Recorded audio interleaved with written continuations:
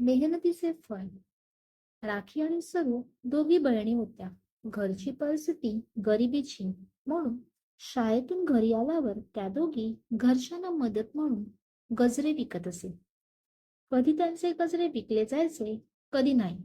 तरी पण त्या दोघी मेहनत करणे सोडत नसे. रात्री आईसोबत त्या दोघी गजरे बनवत. सकाळी आई गजरे विकत आणि दुपारी त्या दोघी विकत. त्यांचे वडील मोलमजुरी करत असत.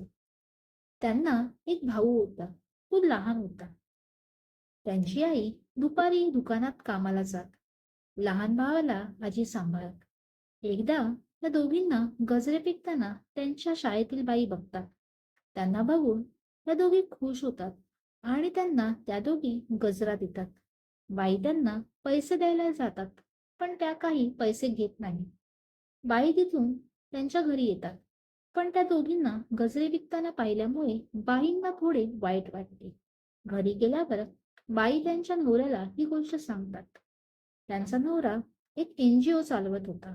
तो अशा गरीब मुलांना शिक्षणासाठी मदत करत असत. बाई त्यांच्या नवऱ्याला घेऊन त्या मुलींच्या घरी जातात.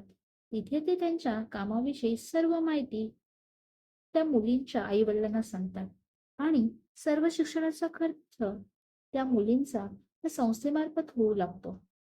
त्यामुळे आता त्यांच्या वडिलांना थोडा दिलासा मिळतो.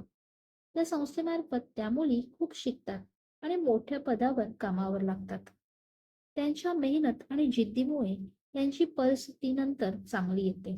तात्पर्य, मेहनत केल्यावर त्याचे फळ पण चांगलेच मिळते. Thank you.